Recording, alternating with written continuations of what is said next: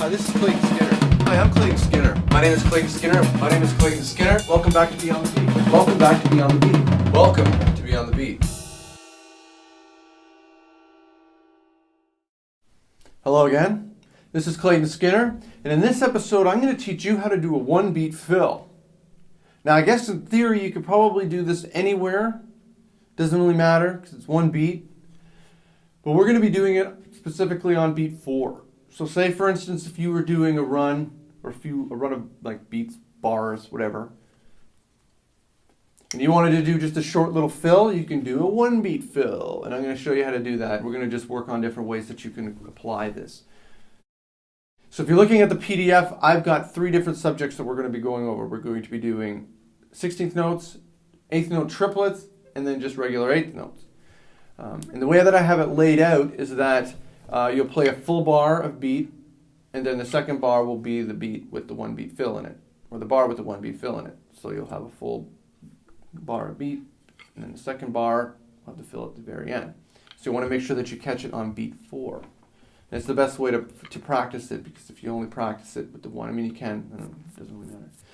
Anyway, so the 16th note one, maybe just start by playing it simple, keeping it with the beat that I've got written down, and then just playing, like, say, the 16th notes on your snare, and then when you get more comfortable, you can move it around, and just get comfortable with it. Use a metronome, obviously, and because sometimes if you're not paying attention, you'll miss that beat 4. So.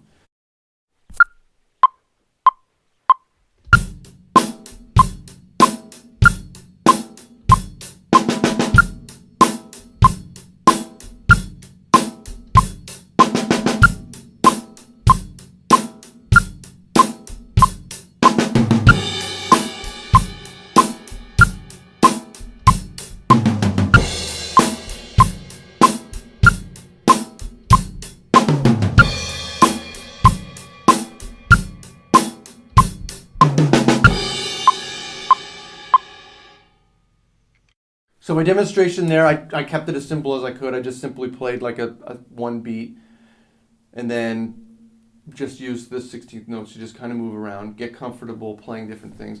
And sometimes you'll even find something that you like just simply doing that. Yes, that is simple. It is easier to do that. But you can actually make it more complicated by actually taking and playing everywhere. You could play it, snare, snare, cymbal, cymbal. You can do whatever you want. Sky's the limit. You can even take and play it as a linear approach as well, where you're playing and you're alternating, like say between your drums, your hands, and your foot. So like for instance, you can go 4E, foot, boom. And you'll notice there I actually ended it on the left hand. So you can actually, because it's short, you can actually time everything so that you're ending by hitting the cymbal with the right hand. You can end it with hitting the cymbal in the left hand. You can play it, like I said, linear. You can play everything just straight up cymbals. You could do whatever you want. You can actually come up with some pretty neat little fills that you can use. What you do is you get to know them. They become muscle memory, and then you'll find that you're actually you're just throwing them out there all the time, and you're playing like live, or you're playing with a band or something like that, like in the practice space. You'll find that you add stuff like this. So it's good to take these simple approaches to things and make them into something that's complicated for you, and you're learning something. So anyway, so here's my demonstration. I'll just give you a few examples of just different ways. And like I said, each one of these 16th notes is going to be accounted for, and you can play literally whatever you want. So if you just check it out, I'll give you a few demonstrations.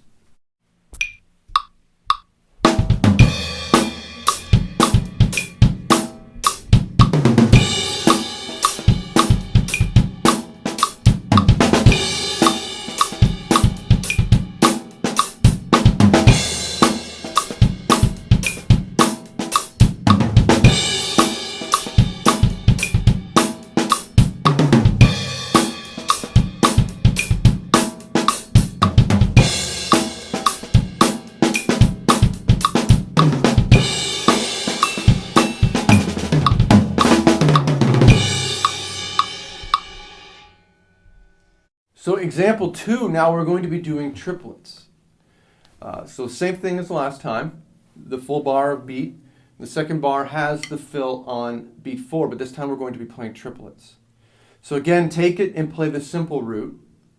This one is interesting because triplets, because it's an odd number in this particular case. for and a. You can time this so that you can start with your right hand. By starting with your right hand, because it's an odd number, for and a, when you hit the cymbal, bam, you're hitting the cymbal with your left hand. Hit any cymbal you want, doesn't really matter. If you start the fill with your left hand, which is what you'd be doing anyway if you were to continue with the beat, you'd be playing the snare like the backbeat with that left hand anyway. So if you were to transition into the triplets, boom, da, da, da. Now this hand is open to hit the cymbal, so you can actually practice it both ways. So I suggest you actually focus on playing the triplets as simple as you can.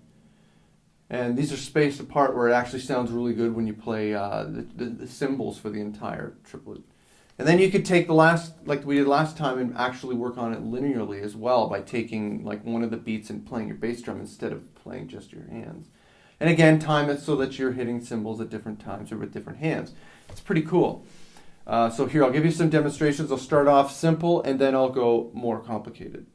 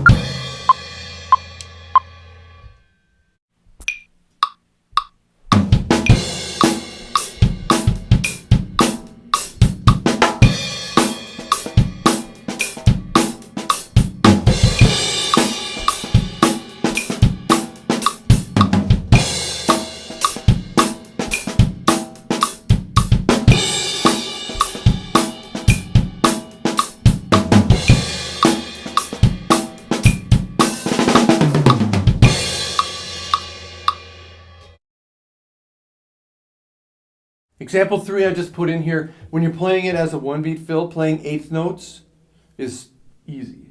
It's like, there's no point. It's for and. You could play with one hand, you can play with both feet. It doesn't really matter. The reason that I did it is because as we go on later with future episodes with the 2 beat fill and the 3 beat fill, it actually becomes something a little bit more desirable to do. Each fill, but the thing is though, each fill doesn't necessarily have to be just, it doesn't have to be a machine gun every time. Taking a step back and playing a full set of eighth notes, like especially with a nice like solid groove, da da da da, bam, actually sounds good. Less is more in some cases. You could even do a quarter note where you just bam, 4, and then just wait and then hit beat 1. Sometimes less is more. Sometimes leaving space, creating a pocket, gives somebody else an opportunity to do something. So take that into consideration. Still work on it. I'll give you a couple demonstrations of just little things that you could do with the eighth notes. But I suggest you don't necessarily ignore them just because there's not a lot going on.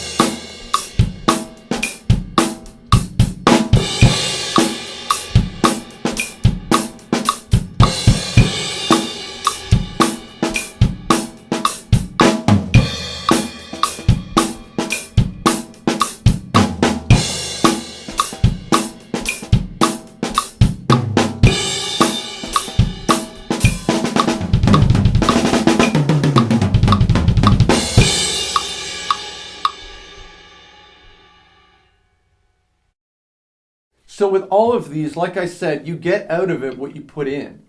So not just because it's a simple concept of playing a quarter note, as a fill, or not a quarter note as a fill, sorry, playing a quarter note or one beat fill doesn't necessarily mean that it's something that you just scoff at. Oh, that's easy.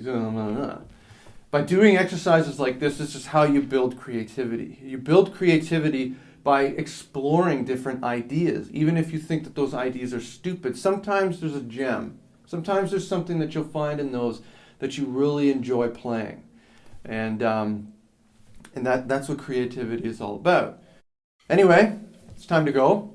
If you want to get a hold of me, you can get a hold of me through the contact section at claytonskinner.com. You can do it right here on YouTube. You can even do it on Facebook, facebook.com/claytonskinner.com. I think that's right. Anyway, you can also do it on Twitter, twitter.com/claytonskinner. Just let me know what you think. Anyway, yep. Hope you enjoyed the lesson, and I'll see you next time.